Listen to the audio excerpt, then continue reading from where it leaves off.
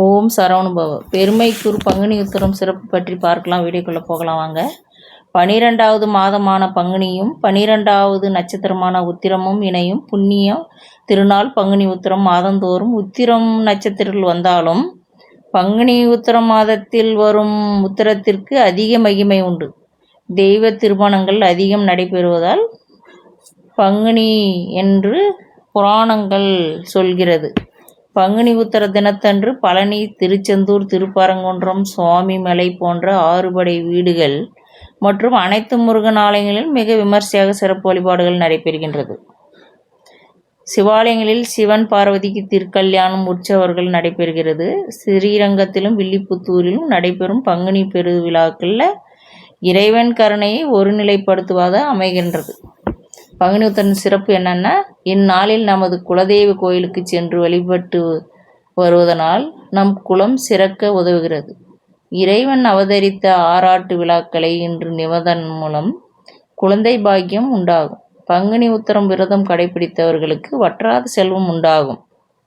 குழந்தை ஆலயம் சென்று வணங்குவதால் மூலம் கல்வி சிறப்பு பெறுவார்கள். இன்று இறைவன் வழிபட திருமணம் ஆகாதவர்கள் விரைவில் திருமணமாகும். கணவன் மனைவி ஒற்றுமை பலப்படுத்தும். பங்குனி உத்திர திருநாளில் நிகழ்ந்த சிறப்பு நிகழ்ச்சிகளை பார்க்கலாம் வாங்க. திருப்பரங்குன்றத்தில் முருகன் தெய்வானை திருமணம் நடந்தது இந்த நாளில்தான்.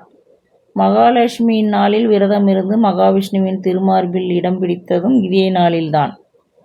பிரம்மன் தன் மனைவி சரஸ்வதி நாக்கிலேயே வைத்து கொள்ளும்படியாக வரத்தை பெற்றதும் இதே நாளில்தான். தன் மனைவி இந்திராணியை பிரிந்திருந்த இந்திரன் மீண்டும் அவளுடன் சேர்ந்த இந்த நாளில்தான். சந்திர பகவான், கார்த்திகை, ரோகிணி உள்பட 27 நட்சத்திரங்களை ஆகிய மனைவியாராக அடைந்த புண்ணிய தினமும் இதே நாள்தான். ராமபிரான், சீதாதேவி, பரதன், மண்டாவி, லட்சுமண், ஊர்மிளா, சத்ருகன், சருதி, கீர்த்தி ஆகியோருக்கு திருமணம் நடந்ததும் இதே நாளில்தான். இமவான் தன் மகள் பார்வதியை சிவனுக்கு திருமணம் செய்து கொடுத்த நாளும் இதே நாளில்தான். மதுரையில் மீனாட்சி சுந்தரேஸ்வரர் திருமணம் நடந்தது இதே நாளில்தான். ஆண்டாள் ரங்கமன்னர் திருமணம் நடந்தது இதே நாளில்தான். இந்த நாளில்தான் இடுமன் மூலம் காவடி தூக்கும் பழக்கம் ஆரம்பித்தது. பங்குனி உத்திரத்தில்தான் தர்மசாஸ்தாவான சபரிமலை ஐயப்பனும் பிறந்தவரும் இதே நாளில்தான். அர்ஜுனன் பிறந்தது பங்குனி உத்திரத்தில்தான். வள்ளி அவதாரம் செய்து பங்குனி உத்திரத்தில்தான். காஞ்சிபுரம் காமாட்சி அம்மன் ஆற்று மணலை சிவலிங்கமாக பிடித்து வழிபட்டு சிவனின் அருளை பெற்ற இந்நாளில்தான். தனது தவத்தை கழித்த மன்மதனை சிவபெருமான் நெற்றி கண்ணால் எரித்த சாம்பலாக்கினார். பின்னர் தன்னை வணங்கி மன்றாடிய ரதி தேவியின் வேண்டுதலுக்கு இறங்கி மன்மதனை மீண்டும் சிவனார் உயிர்ப்பித்து பங்குனி உத்திர திருநாளில்தான்.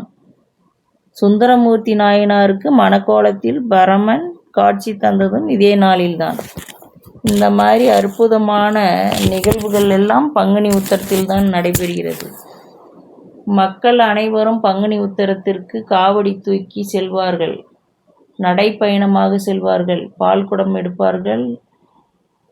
வேல் போடுவார்கள். இந்த நிகழ்ச்சி நல்ல நிகழ்ச்சிக்கு சப்ஸ்கிரைப் செய்யவும்.